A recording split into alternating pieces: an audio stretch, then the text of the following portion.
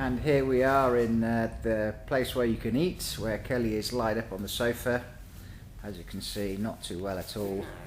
So we have to see how we get on tonight, and if Kelly can try and eat something, maybe we can get out of here tomorrow. If not, we've got to make a decision whether we're going to flag down a lift or try and get a bus. Yeah. So see what tomorrow brings. And here is the food that I've managed to actually buy in Baja Caracoles, which is a lump of homemade bread sold at the extortionate rate of 5 pesos, and some hot dogs. I'm going to enjoy those tonight. Right, we're now in a place called Puerto Moreno. I've had an absolutely awful few days. As you've probably seen on previous clips, I've just spent a lot of time feeling quite ill. I've had a lot of diarrhea and sickness, and I ended up having quite a bad infection. So last night we were in Baja Caracoles, which, if you've seen the previous video clips, there was absolutely nothing there. Thankfully, though, about sort of 8 o'clock in the evening, we managed to find a nurse and ended up going to there's a tiny little hospital, like an outpost there. So she put me on a drip straight away and she gave me antibiotics and injections to stop me being sick and everything else.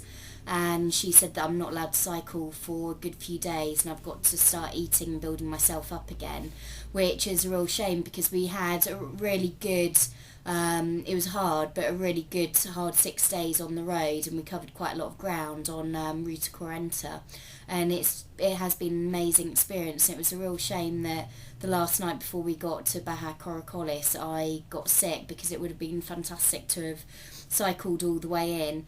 God knows how I managed to get on the bike and cycled 20k to get to there was some workers on the road that ended up giving us a lift.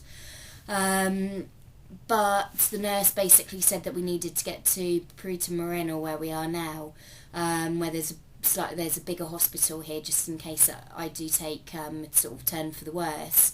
So we ended up having to get a lift, which has been a real shame here. And we're now in a hostel where we're just going to rest. Dave's gone and popped out to get some food. He's been an absolute legend looking after me, and I think he's now pleased that we're actually in a place where we can buy food other than hot dogs and bread as well.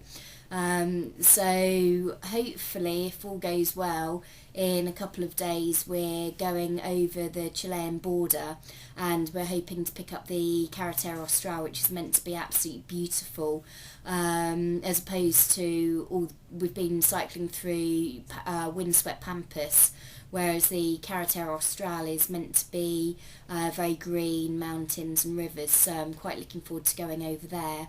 And our target is to try and get to Coyhaique in Chile for the 29th of November, where we've got some friends that we're going to be meeting up with, and hopefully doing a bit of walking and fly fishing and catching up with old friends.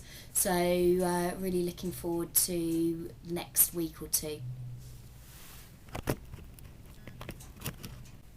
Okay, Dave's just got back from the shop. Dave, do you want to show me what you've bought for yourself and what I've got? Kelly's got a bag of rice for Kelly, and some nice crackers. Lovely. And what have you got for yourself? Just a few cakes. Let me zoom in on those cakes. And a nice big chorizo.